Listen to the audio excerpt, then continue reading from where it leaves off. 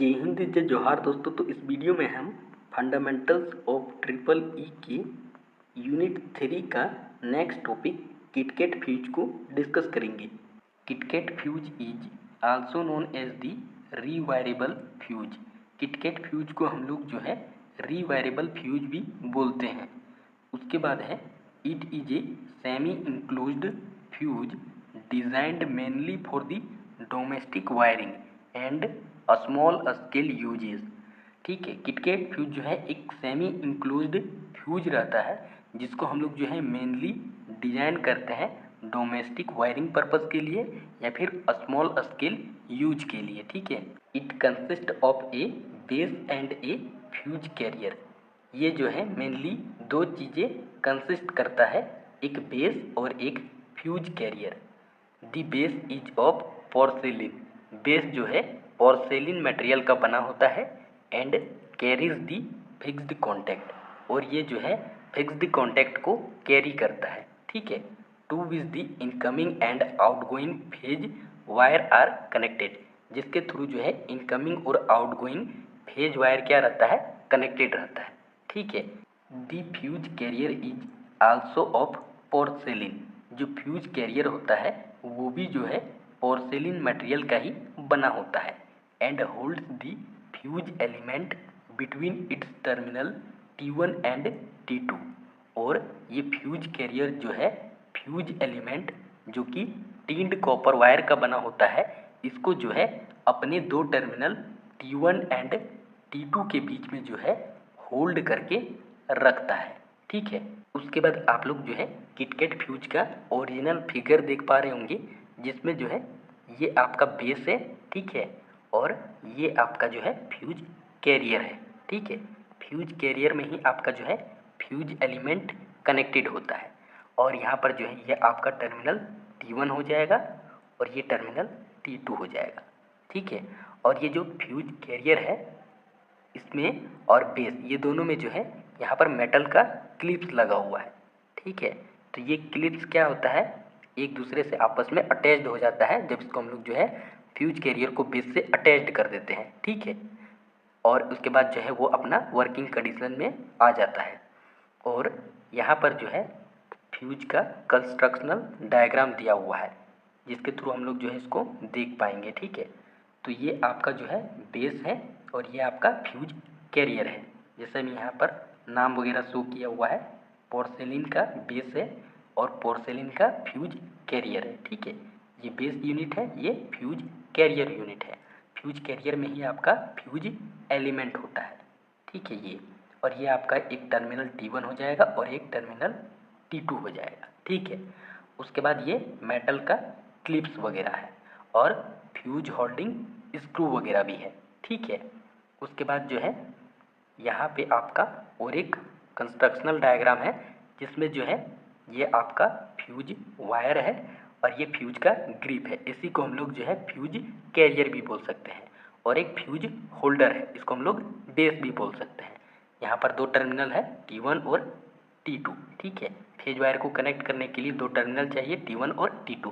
Phase wire को live wire भी बोलते हैं। ठीक है, उसके बाद यहाँ पर मेटल क्लिप्स वगैरह है और बेस और फ्यूज कैरियर को एक दूसरे के साथ अटैच्ड करने के लिए। ठीक है, the fuse carrier can be inserted in और taken out of the base when desired.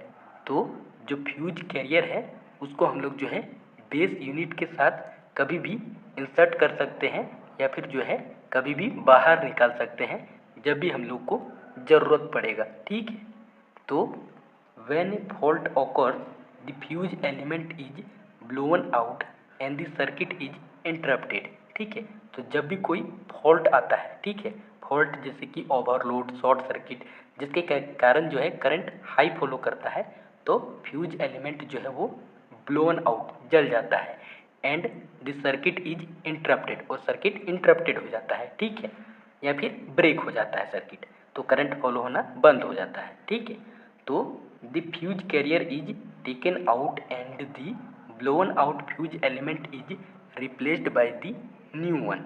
ठीक है, तब हम लोग क्या करते हैं, जो फ्यूज कैरियर है उसको हम लोग बाहर निकाल देते हैं। ये जो फ्यूज कैरियर है इसको बाहर निकाल देते हैं और जो जला हुआ फ्यूज एलिमेंट है, जो जला हुआ फ्यूज वायर है, उसको हम लोग जो है रिप्लेस कर देते हैं नए फ्यूज वायर से। ठीक है, उसके बाद जो है the fuse carrier is then reinserted in the base to restore the supply. उसके बाद हम लोग जो फ्यूज कैरियर है उसको बेस के साथ जो है दोबारा से इंसर्ट कर देते हैं। ठीक है, ताकि जो है हम लोग सप्लाई को दोबारा से रीस्टोर कर सके। ठीक है, it made up to 500 ampere rated current but their breaking capacity is low. Example 400 volt in service, the breaking capacity is about 4000 ampere. Therefore, the use of this type of fuses is limited to domestic and lighting loads। ठीक है, क्योंकि जो है ये लगभग 500 ampere rated current तक जो है बनता है और इसका जो ब्रेकिंग कैपेसिटी है वो 400 वोल्ट और 4000 एम्पियर तक होता है। इसलिए ये जो है डोमेस्टिक और लाइटिंग लोड तक में ही इसका यूज जो है सीमित रहता है। ठीक है, उसके बाद है एडवांटेजेस और benefits of using KitKat fuse. तो पहला एडवांटेजेस है it is easy, simple and quick to install and it takes minimum time for replacement as well. ठीक है, तो ये क्या है, ईजी है, सिंपल है और तुरंत हम लोग इसको इंस्टॉल कर सकते हैं और ये मिनिमम टाइम लेता है रिप्लेसमेंट के लिए। ठीक है, उसके बाद है it is very cost effective and it is considered as the most cost effective type of fuse. ये बहुत ज़्यादा कॉस्ट इफेक्टिव है, सस्ता पड़ता है और इसको हम लोग जो है most cost effective type of fuse में कंसिडर्ड करते हैं। ठीक है, throughout it service life it required little to almost no maintenance, और इसमें जो है लगभग नो मेंटेनेंस करना पड़ता है। ठीक है, सिर्फ इसमें हम लोग फ्यूज वायर को ही चेंज करते हैं। ठीक है, और वो भी जो है ये एक बार जब यूज हो जाता है, ठीक है, एक बार अपना काम कर देता है जल के और सर्किट को ब्रेक करके फॉल्ट को सेंस करके, तो उसके बाद हम लोग इसको एक बार फ्यूज को चेंज करते हैं, वरना इसमें जो है कोई मेंटेनेंस नहीं लगता है। ठीक है, range available from 16 ampere to 500 ampere with standard handle and lugs variant option. ठीक है, और इसका रेंज जो है वो 16 एम्पियर से 500 एम्पियर के बीच में होता है। ठीक है, डिफरेंट टाइप के हैंडल और डिफरेंट वेरिएंट ऑप्शंस के साथ। ठीक है, cheapest and most economical type of fuse, ये जो है बहुत ही सस्ता और इकोनॉमिकल टाइप ऑफ फ्यूज है। Blown fuse element is easy to replace, और जो जला हुआ फ्यूज एलिमेंट है उसको हम लोग जो है आसानी से रिप्लेस कर सकते हैं। ठीक है, तो ये इसका जो है एडवांटेजेस हो गया, इसको आप लोग नोट डाउन कर लीजिएगा। उसके बाद जो है डिसएडवांटेजेस ऑफ किटकैट फ्यूज, तो there is a possibility of renewal by the fuse wire of wrong size और बाय इम्प्रॉपर मटेरियल। तो एक डिसएडवांटेजेस ये है कि जब हम लोग फ्यूज वायर को रिप्लेस करेंगे तो एक संभावना है कि रॉन्ग साइज और इम्प्रॉपर मटेरियल से जो है हमारा फ्यूज वायर जो है रिन्यूअल हो जाएगा। ठीक है, ये संभावना है, तो अगर ऐसा होता है तो वो अच्छे तरीके से वर्क नहीं कर पाएगा। ठीक है, wrong type of fuse element is dangerous to the household, और जो रॉन्ग टाइप का फ्यूज एलिमेंट है वो हमारे घरों के लिए बहुत ही हानिकारक है। ठीक है, तो ये एक इसका मेन डिसएडवांटेजेस है।